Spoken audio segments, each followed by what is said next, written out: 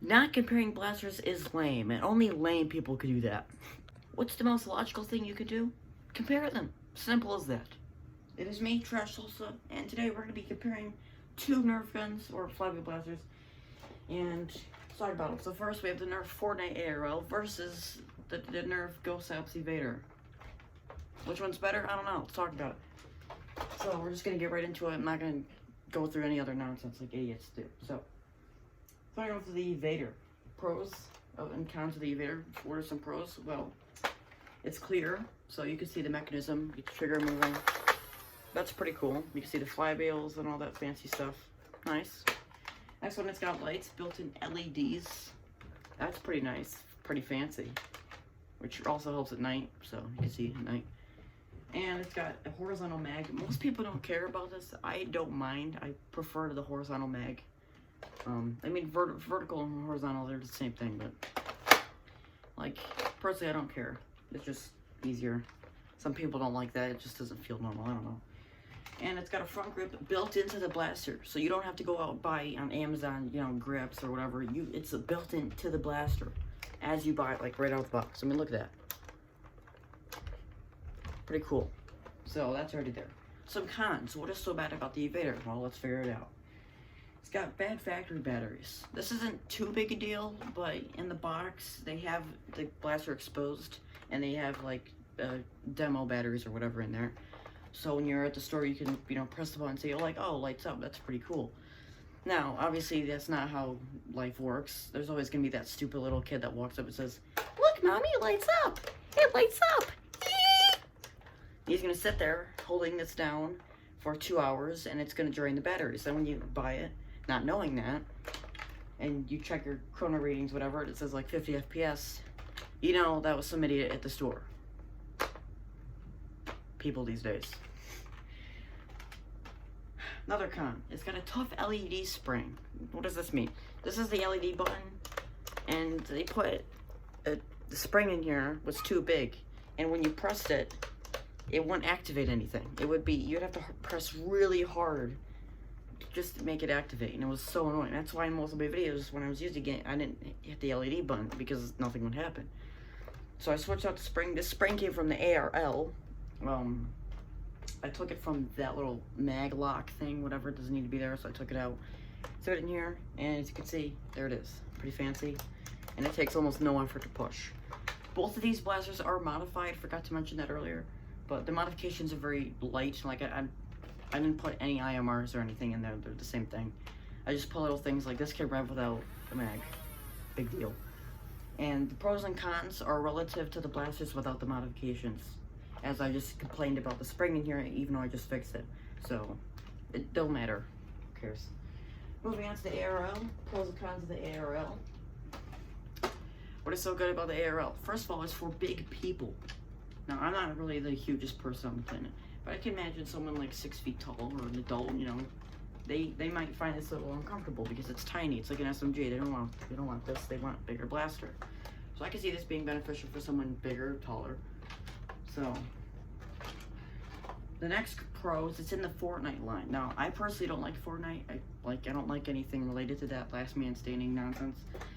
So, but some people are into it, and I think that'll bring a lot of people, you know, from the Fortnite community into Nerf, because they say, hey, I like this blaster in the game I like.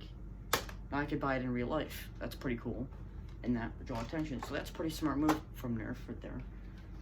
Cons. What is so bad about the ARL? Well, the first thing is the rev switch. Right out of the box, when you let go of the rev switch, it uses power to stop the flywheels.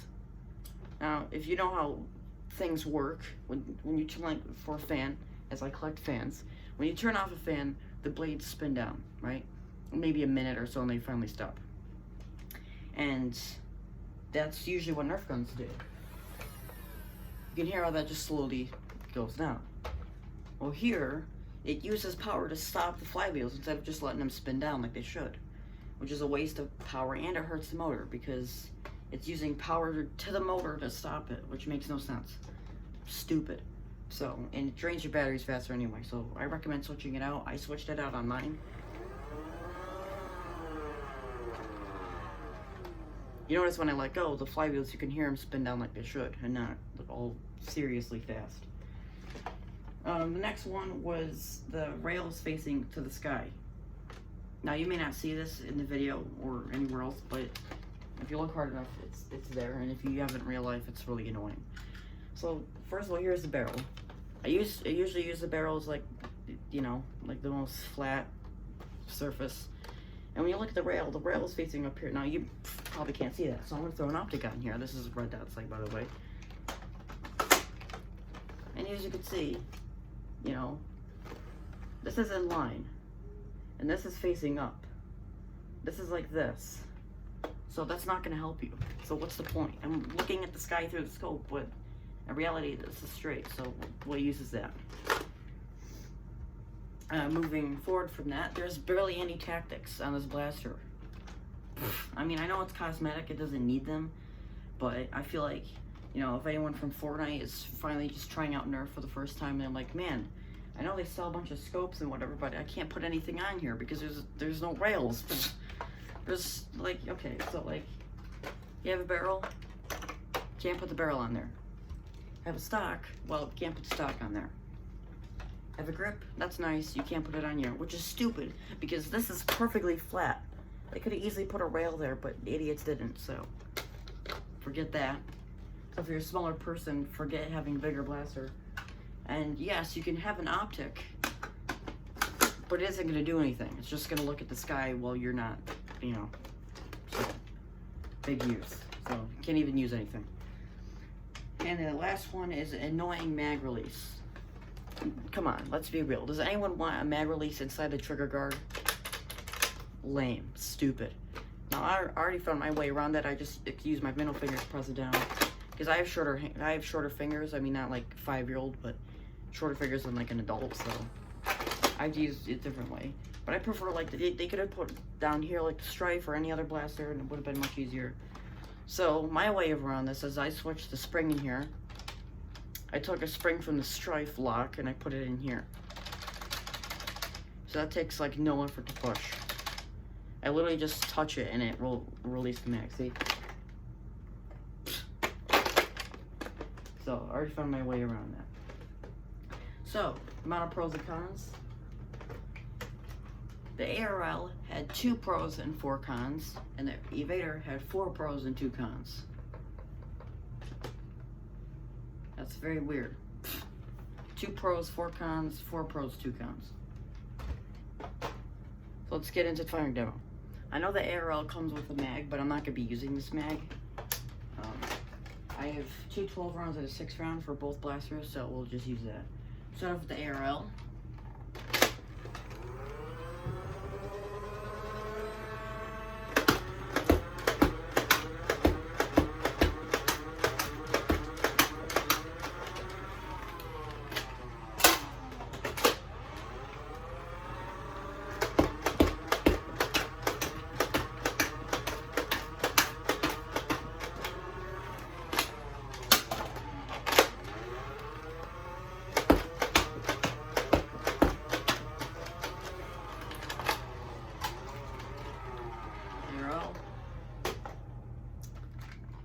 Vader.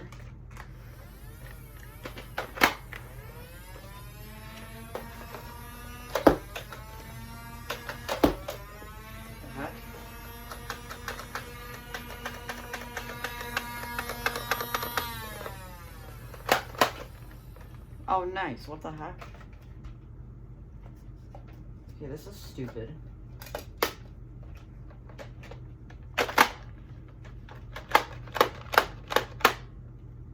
Oh, this is not locking.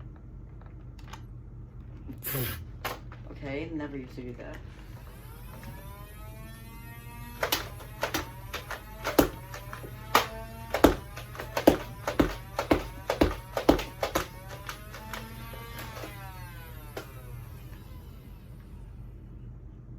Okay, I could probably fix that, but that's lame.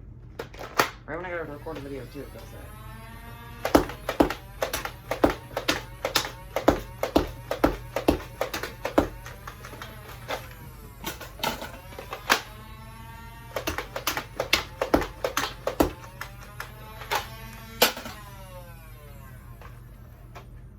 Yeah, that was blasters firing. Back to the conclusion.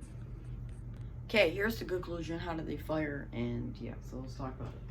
The ARL fired just fine, but I found it kind of annoying that this rail, since it's looking up and there's this big doofy thing in front of me, you can flip that down, but I just found it much easier to tilt the blaster to the side. You probably saw me doing that, I'm not sure. But it's much easier to just tilt the blaster to the side. I usually do that anyway. So that one had fine, no problems. This one, the Evader, had a little bit of issues there. I think I could probably fix it, but I'd rather not. I shouldn't have to fix it. This is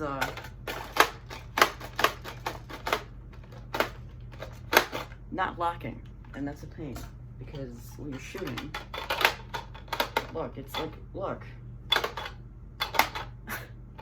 stupid. I don't know what happened with that. It's the spring in here probably. I mean, I have some stronger springs, but that's annoying.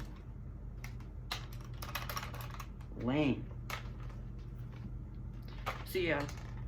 So in conclusion, which blaster should you buy? Well, to be fair, the Evader had way more pros than cons, and this had way more cons than pros.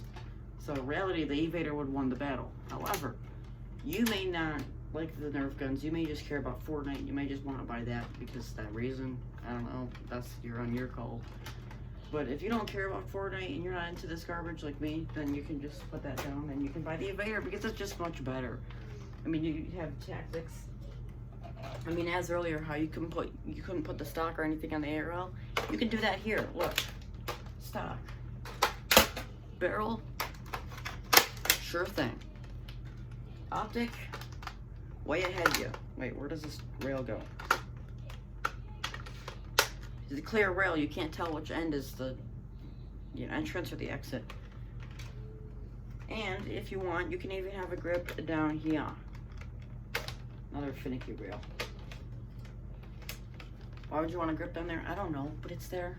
And yeah, and you look pretty cool. And you're like, oh, yo, dude, my blaster's floating. I'm not actually holding it. Look how crazy that is. My blaster's floating. So yeah, you can put on literally all the attachments, and even in the end, I still have a rail left over. So if I want to move this, I mean, this isn't really helpful unless I'm left-handed, but it works. Have that rail. So yeah, really the reality, the winner is Evader. So if you guys enjoyed this video, please like, please subscribe. See you guys in the next one. Bye. Remove the wet magazine weld, fix it, and if I load in a 6-round, it should lock as so. And as you can see, can't get it out. Fixed.